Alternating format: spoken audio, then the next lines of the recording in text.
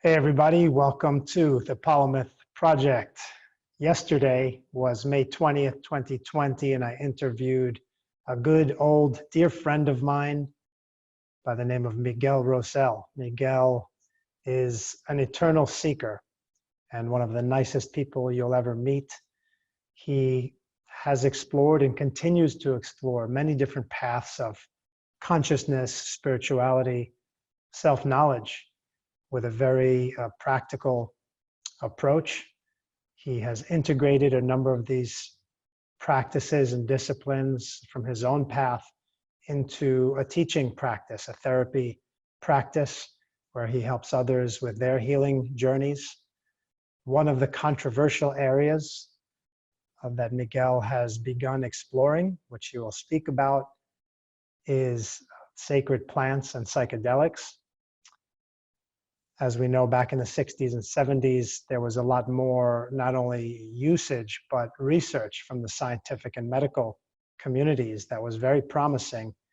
Now it got shut down for about 30 years, but recently in the past 10 years, it's been back on. So Miguel talks about this research, where it stands, and as well as his own personal journey, integrating sacred plants and psychedelics into his other types of meditation and spiritual practice. It's a fascinating conversation, and I hope that you enjoy it and watch it with as open a mind as possible.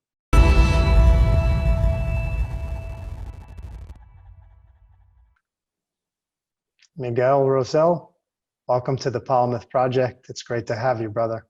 Hey, Armand. It's great to be with you. Thank you so much.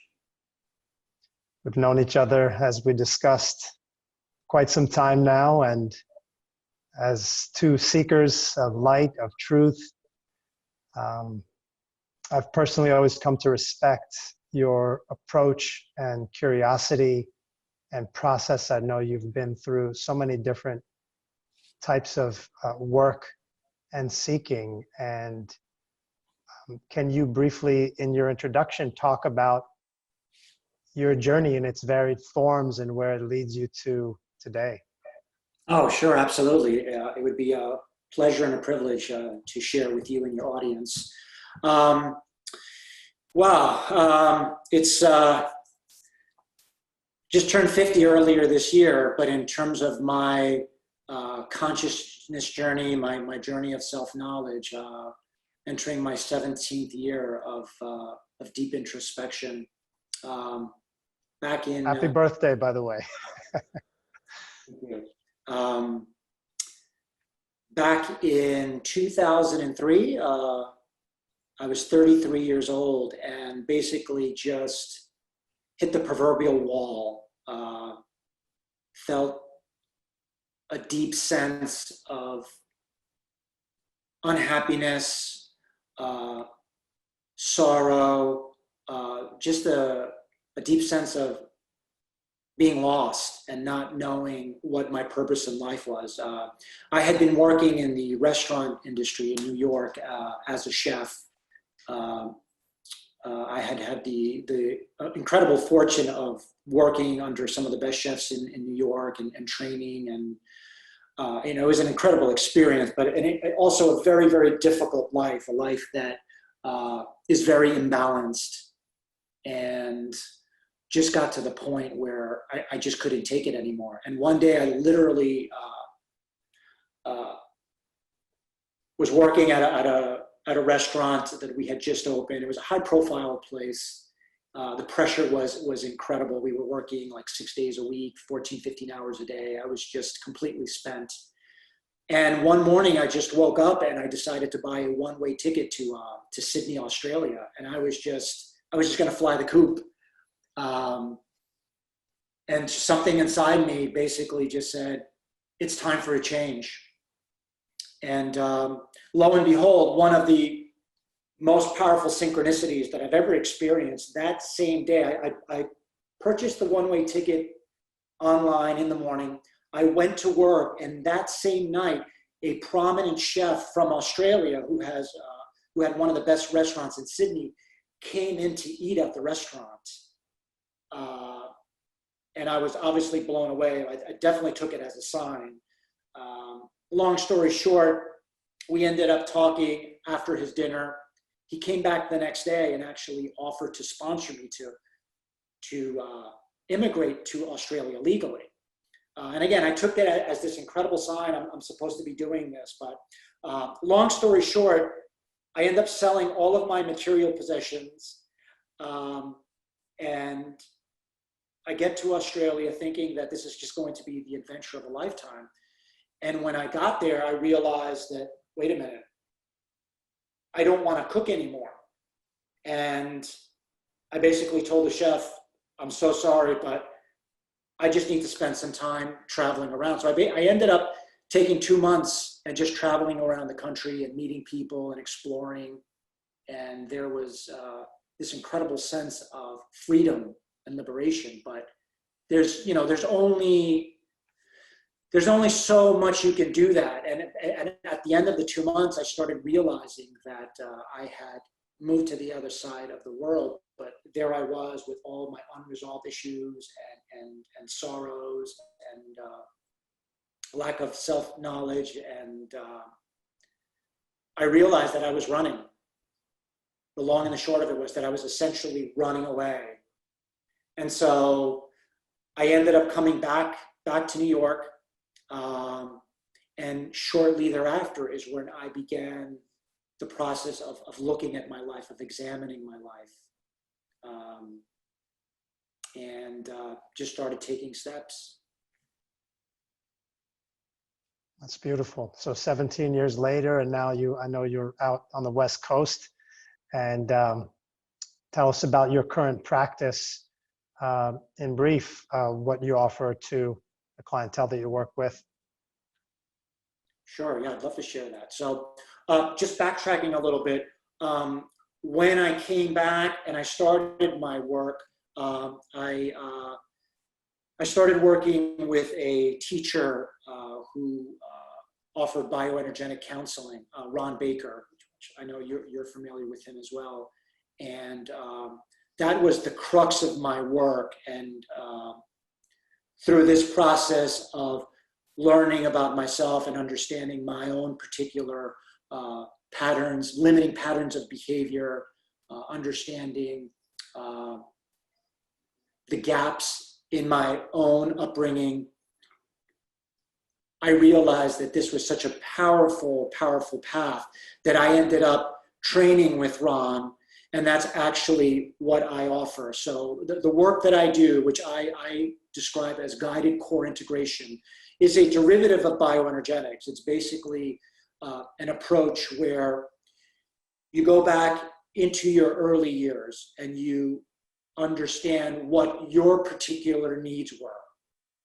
Basically, all of us, when we come into the world,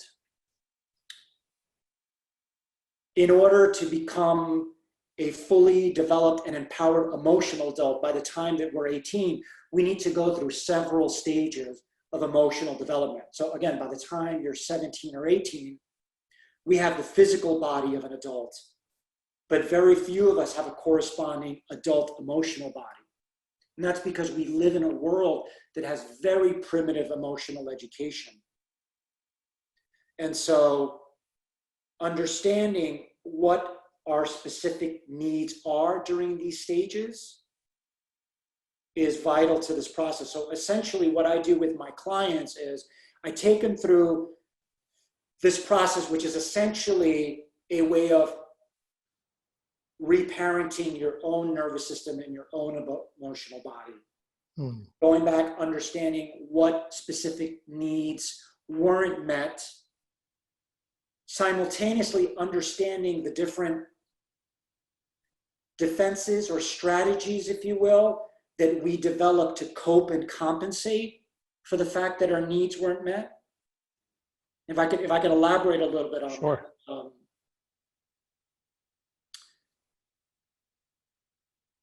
When we have those gaps, when our specific needs aren't met, our emotional needs, we develop different strategies to cope with the fact that our needs weren't met. Simultaneously, one of the primary needs when we're young is that we needed our moms and dads to help us, to teach us how to regulate our own emotional bodies. That's not something that we are born with innately. It's something that we need to go through a process of co-regulation. And essentially, we need mom and dad to acknowledge, validate, accept all of our feelings with compassion. When that's there, we can land in the safety that knowing that all of our feelings are sacred, vital parts of ourselves, and that it's the most natural thing to have all of our feelings, to be able to express our feelings. Unfortunately, that's rarely the case because it's this vicious cycle. Again, living in a world that has very primitive emotional education, many of our moms and dads don't have that capacity. So we end up having to develop these defenses or strategies that allow us to cope and compensate and essentially allow us to get through our childhoods. The problem is that once we grow up, we bring these patterns and defenses with us into our adult lives. And all of them have these hidden agendas and mechanisms that essentially run on autopilot. Does all of that make sense conceptually? Yeah, absolutely. Yeah, absolutely. So it's, we're developing this kind of ego, this armor, and it's, like you said, it has its own mechanism and kind of blocks something. It prevents certain aspect of a deeper connection from coming through.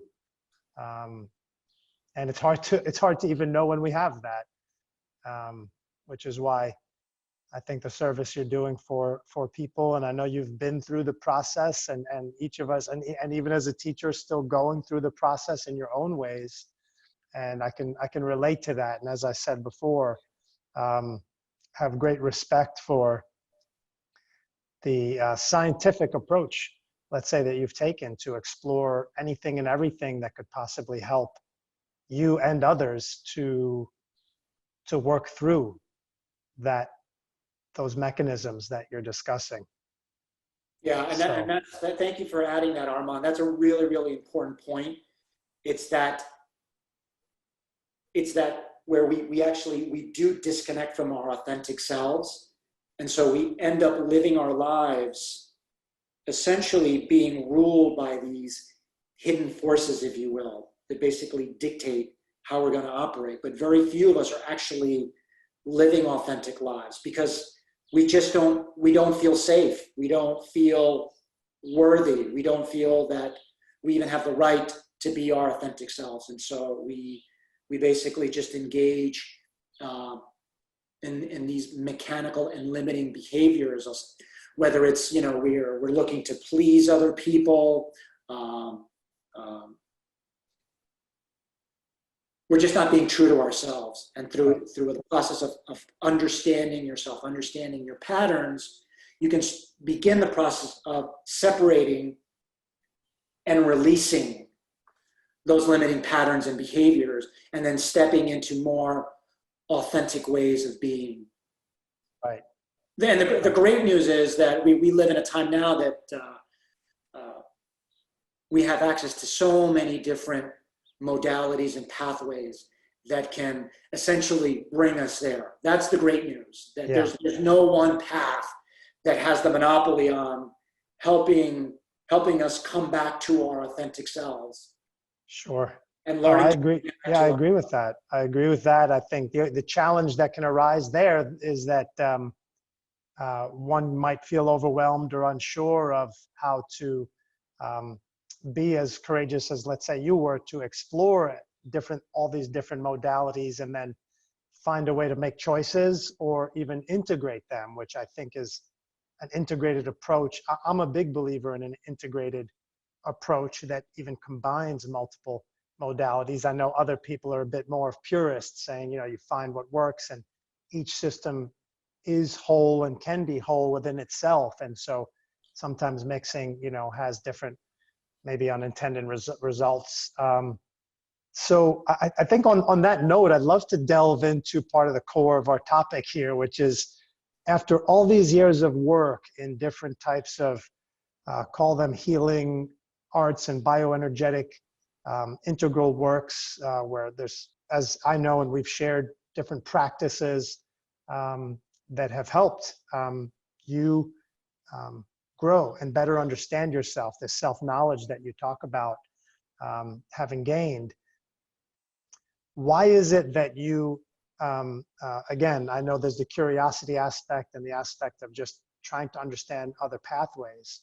What encouraged you to look into the sacred plants and the realm of holistic healing, you know, beyond just the kind of conversational and meditational work that one can do without whatever you want to call it. I don't know if it's the right language, mind altering, you know, substances or I love sacred plants. That's a great term you used in our prep call yesterday. So what kind of brought you to that place of being open to that or starting to explore it? Sure. Well, actually, one of the points that you just made, I'm in total agreement with you. I personally don't feel that there is just one path.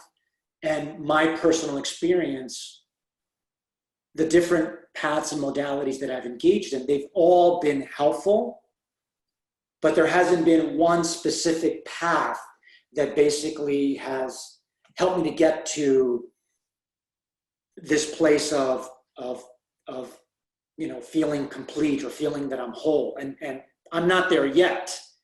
And so about 4 years ago, my wife Michelle was doing a lot of reading on psychedelic substances, entheogens, if you will, sacred plants, and she became very intrigued at the possibility of working with these sacred substances, if you will. I was very dubious because, again, there has been so much stigma associated with psychedelics, and understandably so. Things went a bit off the rails there in the 60s. So she was doing a bunch of research, and she wanted to go out to the desert and have a sacred mushroom ceremony. And again, I was very hesitant, but then I started doing my own research. The only thing I knew about mushrooms 4 years ago was that you eat them, you're going to hallucinate, and you might throw up. And again, that was just my own ignorance. As I started delving deeper and learning that the potential for accessing higher realms of consciousness, for accessing parts of our own subconscious, of our own shadows, and essentially that they provided a pathway for greater self-knowledge and greater self-understanding, I was like, okay, let's do this. And the timing was really great. We had our beloved dog Wags had recently passed away, and I was in a very, very dark place. You know, just the cycles of life. I was questioning again what I was doing. And so we went ahead and did it. We secured some mushrooms and rented an Airbnb out in Joshua Tree. And we prepared. You know, this wasn't some sort of like haphazard, you know, let's run out into the desert and eat mushrooms and go crazy. We set intentions. We really made it a ritual, you know, where we held space for one another. You know, we had sage and Palo Santo, and really brought that ceremonial aspect to it. And we practiced this notion of set and setting, which is very important when you're working with any type of entheogen, which is basically the set is your mind frame, like who you are coming to this ritual, this sacrament. And the setting is obviously where you're at. You want to be in a very safe location. It's wonderful to have someone there who can watch over you if you do have a bit of a difficult journey. And so we did it together. We started with a very light, or what you would refer to as a beginner's dose. And it was one of the most profound experiences of my life. It was an opportunity to really slow down, and under the influence of this incredible plant, fungi, you're able to perceive things. Well, they do put you in something that's known as a non-ordinary state of consciousness. In other words, very different from how we normally are operating, normally experiencing the world. And it just showed me aspects of myself that I had forgotten. It allowed me to connect with nature in such a profound way. Again, being out in the desert, being able to go outside and connect with the different plants and the landscape. After that experience, it wiped out the depression that I had been going through for about a month, and essentially just did away with it. And I was just left with this feeling of calm and peace. And that was really the opening for me. That's when I realized, hey, there's something here to explore. There's something here to go deeper, and that this could be something of incredible value for myself in terms of my own healing and my own self-awareness. That's wonderful. So that was 4 years back, and then between then and now, what have you partaken in, and how have you approached this? I know how organized you are, and as you said, ritualistic, and so what's been your journey? In short, in kind of high level summary, what have you partaken in, and why? Is it mushrooms, trying different things, and what's the rationale for trying different things, maybe to open up different areas? Sure. Yeah, I'll work on being succinct. I know I can be a bit verbose. So after that, we decided to have a few more mushroom journeys. And again, this is something that we took very seriously, and it's not something that you're doing every week. This is something that would be spread out at least over at least a month, sometimes 2 months.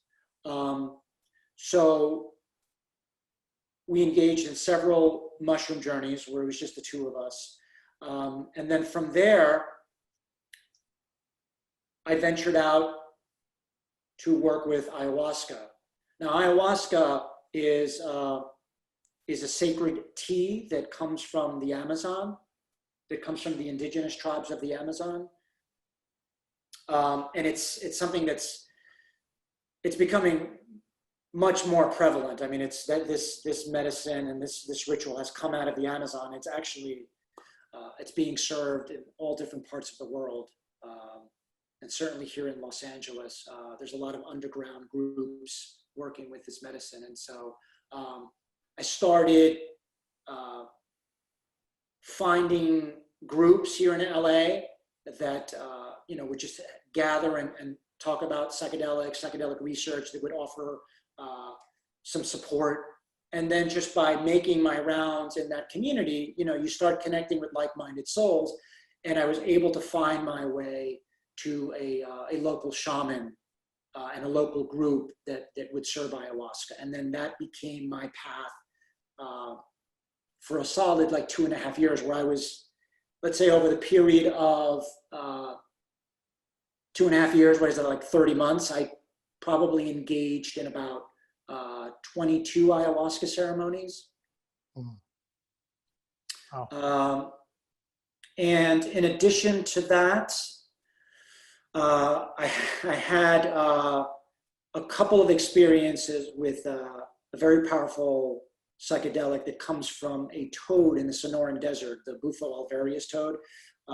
This psychedelic is known as 5-MeO-DMT, and that's an incredibly powerful psychedelic. It's actually one that I probably will not be doing again for a very, very long time, because essentially the second time that I did it where I engaged in a larger dose, but essentially had a near-death experience where there was a complete dissolution of my ego and a separation from my body. And essentially, you know, you hear of near-death experiences where you go to the light. That's essentially what happened to me. Wow. And again, it was incredibly profound, but all of these have, you know, deep ramifications. And there was definitely a period afterwards that it really shook me up, that it ended up being an incredible blessing because it led me to do deeper work and helped me to start uncovering deeper traumas that I went through as a child that I actually had never dealt with. And then eventually I found my way to doing guided MDMA assisted therapy sessions that on an underground basis, because unfortunately we're still underground with many of these substances. Yeah. And let's well, first of all, that's, you know, very courageous, you know, that you've, you know, put yourself out there and explored. I mean, you're adventuring and exploring the frontiers of your own, you know, being and spirit and life experience. And yeah, it can be scary, and I'm sure you faced many fears in the process. And as you're saying, there are risks, and we have to take on this consideration with great responsibility. Absolutely. For ourselves and others. And I know there's many in the industry, as you've mentioned, that are guides that are there to kind of help and oversee. I want to talk about a couple of things, so many things, but one being the science, you know, the science and the stigma, right? There's obviously, I mean, the pharmaceutical industry of legal drugs and medicine is obviously huge, and everyone's taking something, and there's something prescribed for everything, and everything also has side effects, at least in kind of the traditional Western pharmaceutical industry. A lot of herbal remedies and things of that nature, which I know you believe in, I certainly believe in, have these healing properties and not necessarily side effects, but some do.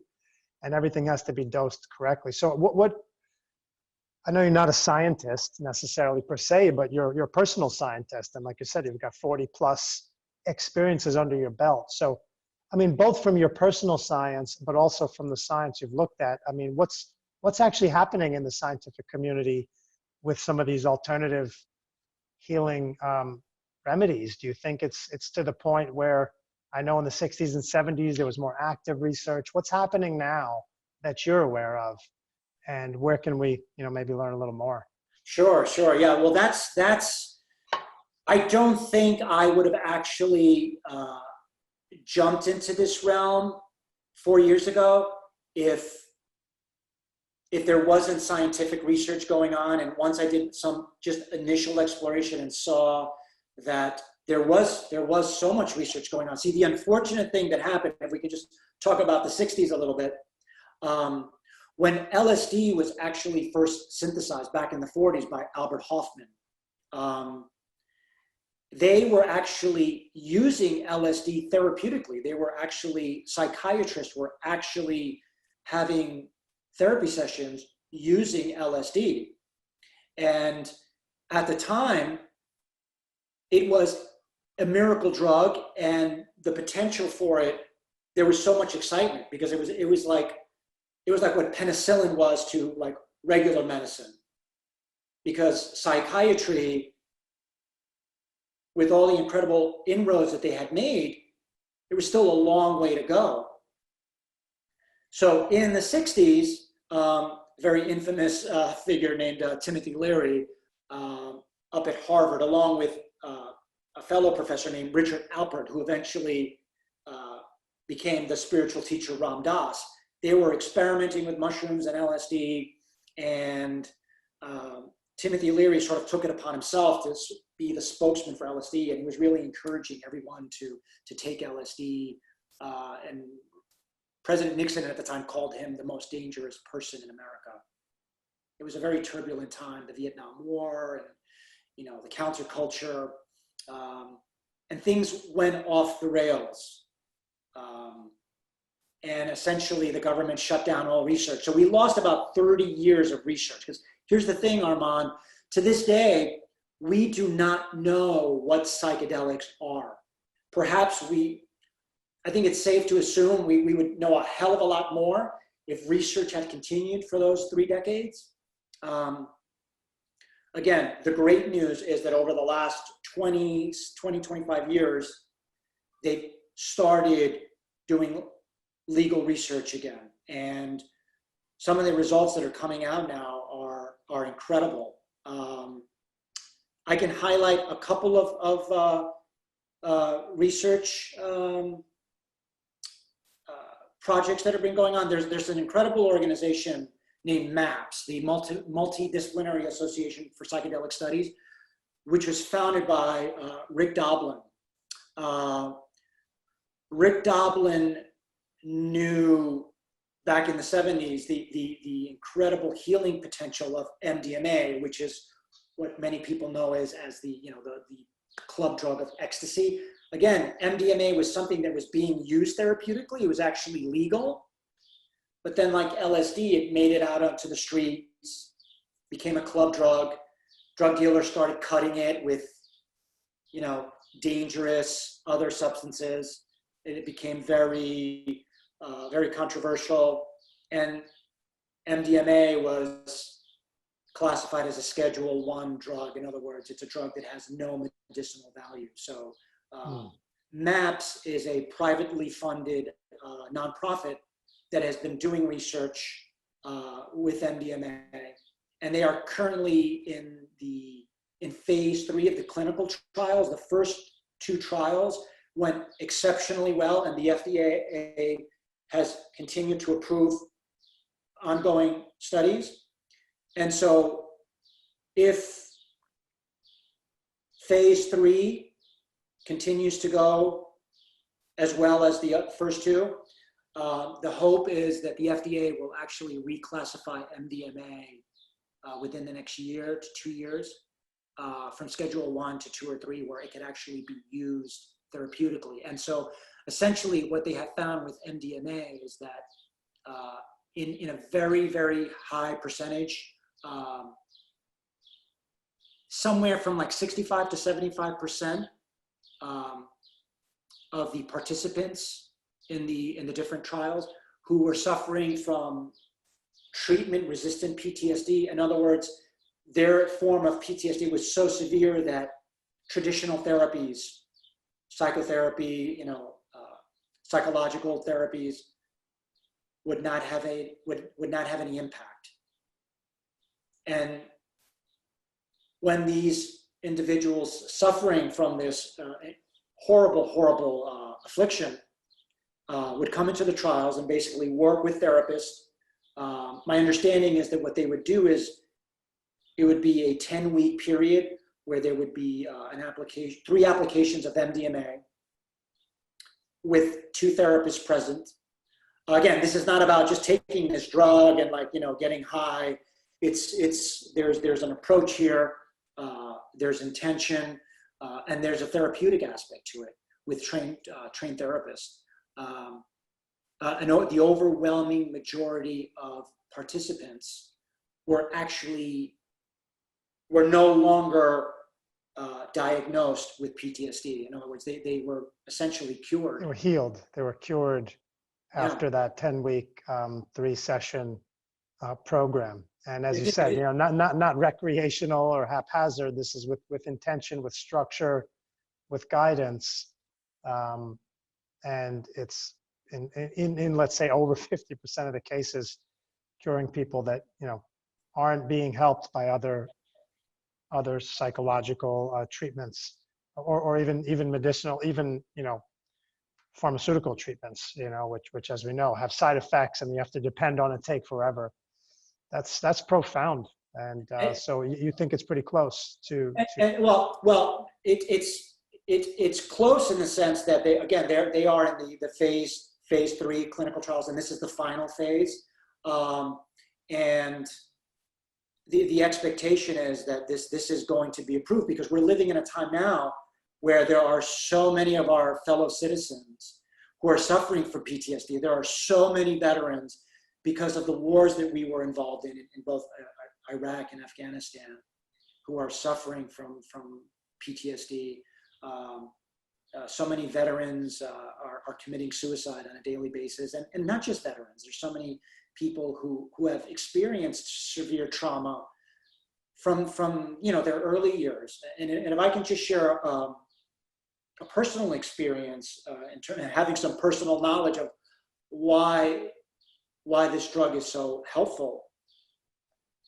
MDMA is considered something that's known as an empathogen. In other words, when you take the drug, it allows you to feel deep empathy, and it puts you in your body.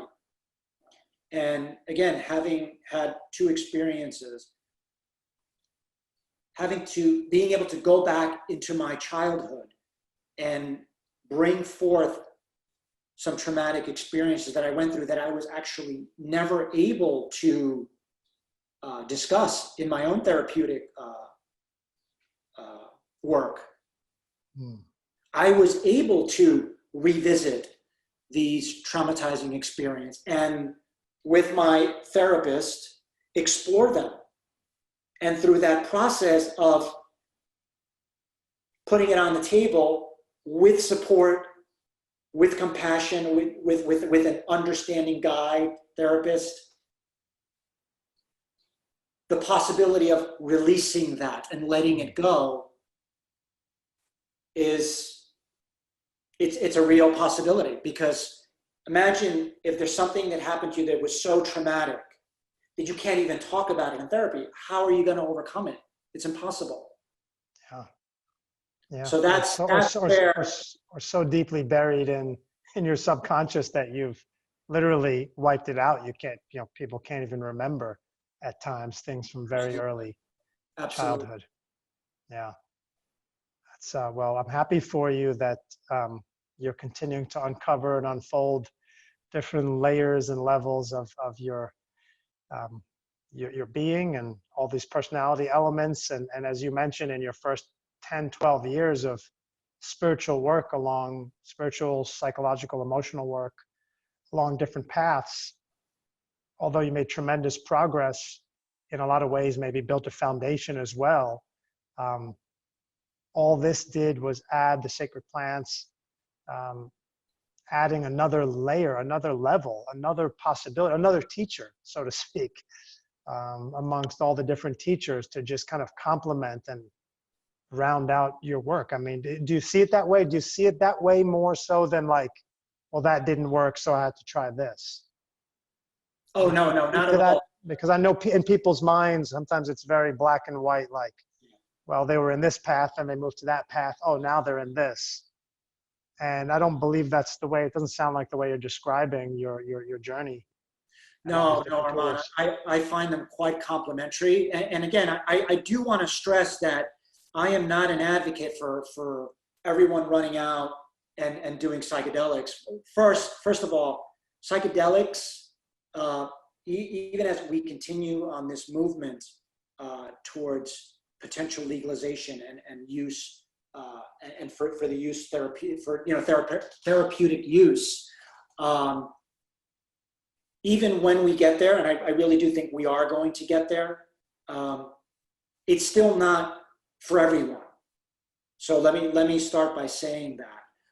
Two, when I came to psychedelics, it was after 13 years of being engaged in very intense personal inner work.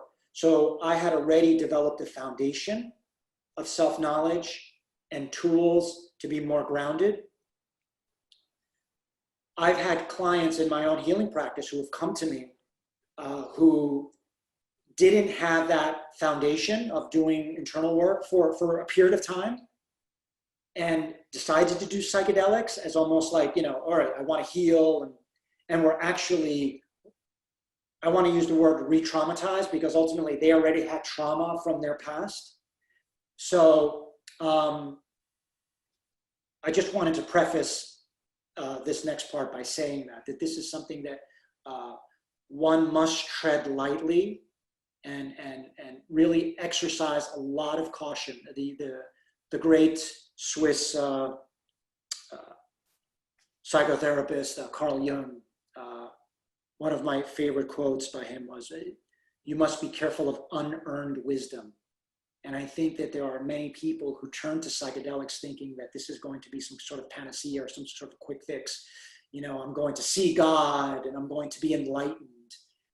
And that's not how it works. There is no quick or shortcut to enlightenment. It's really a process. And more, I've learned that enlightenment is not a destination. It really is just this ongoing process of bringing light to our shadow, bringing light to our subconscious as we continue to delve deeper and deeper into ourselves and understand who we are, why we behave the way that we behave, why do we have certain struggles and challenges in lives, whether it be, you know, with our finances, whether it be in interpersonal relationships, you know, with our primary partner. Psychedelics, for me, are just a tool and a teacher. I really feel that there is intelligence, certainly with these plants, with ayahuasca and with mushrooms, that there definitely is this knowledge that's being passed on about yourself and about life in general. So yeah, it's not something to rush into. It's something that I think you have to meditate on and do your own research, because you could be putting yourself in harm's way, and you want to be careful. If you do decide to pursue this, you really need to find facilitators who, one, that are referred to you by a trusted source, and that are people of integrity. And that's a slippery slope, because we are still living in this time of prohibition. Does that make sense? Yeah, absolutely. No, it absolutely does. It absolutely does. I think that it's encouraging that there's science happening at an active level, whereas, as you said, we lost possibly 30 years where things could have advanced. It's a different conversation for us because we're not going to have time, but the conversation about powers that be, vested interests, big business, pharmaceutical companies, you know, being involved in probably blocking that research. If the plants and nature could offer us things that, you know, aren't patentable and that could be healing agents, you know, there's not as much of a money-making opportunity. And that's why natural, holistic remedies and healing doesn't, even now in this COVID era, no one's really talking about that unless you're talking to people that are naturopaths and homeopaths that can talk about ways we can build our immunity without side effects or without, you know, vaccines or all kinds of pharmaceutical medication. So I'd love to talk to you about that further at another time, especially as the science advances. But for now, it's encouraging that the science is progressing and looking promising.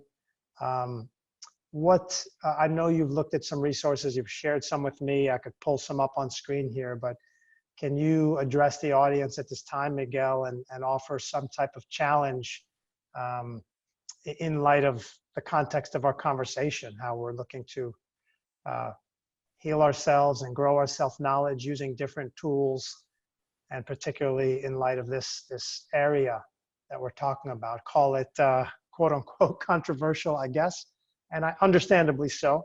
But what kind of challenge could you put out for the audience today?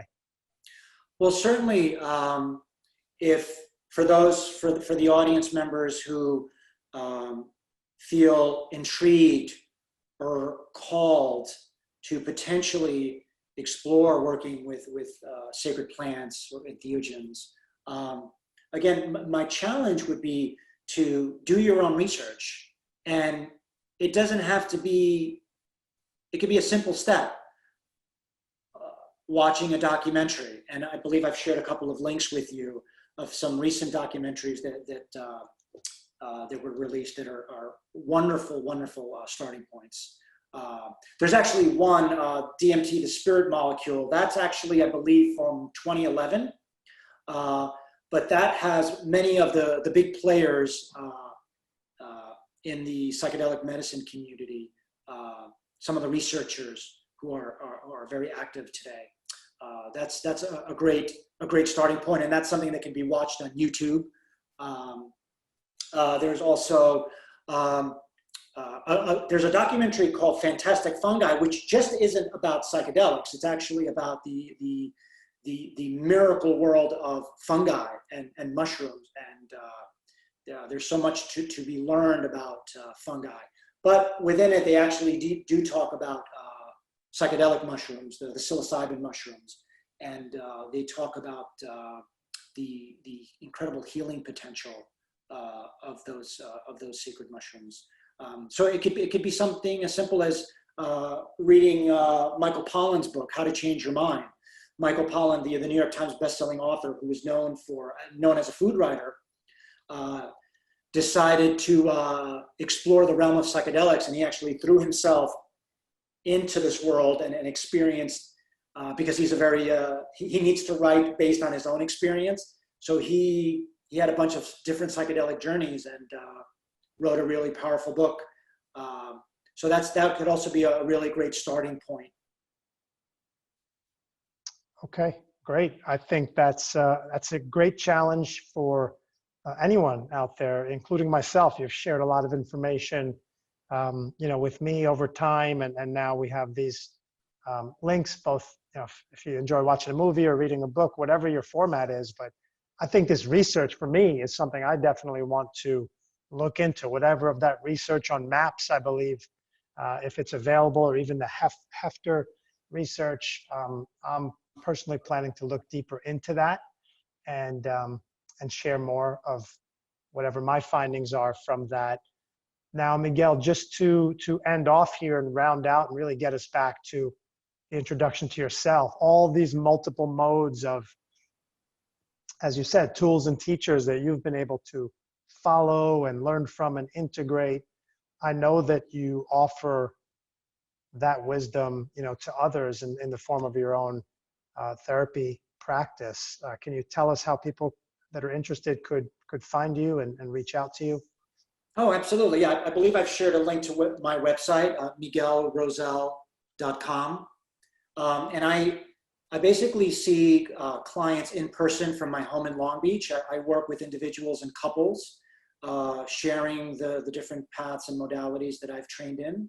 And I also offer sessions online via Zoom. And so just reaching out to me, there's a link, there's a contact link in my website, so you can reach out directly. That's great. That's great. So as you said, in Long Beach, you see people there as well as remotely, virtually, which is especially useful at this trying time with people not as able to get out and about. Hopefully that'll open up more soon. But Miguel, really appreciate you taking the time and sharing your wisdom, your experience, personally, not just theoretically. As you mentioned about the author, was it Pollan there? Similarly, your approach has been very hands-on and learn by doing and then sharing. So I appreciate you coming on and doing that. And as this research progresses, both your own personal research as well as working with others directly, as well as the scientific research, I'd love to revisit with you maybe in 3 to 6 months and see what else you've learned from your journey. I'd love to, Armand, and I'm so grateful to you for including me in your passion project. So honored and privileged to be able to be on here with you and share a little bit about my experiences. Thank you so much. Awesome. See you soon. All right, brother. Take care.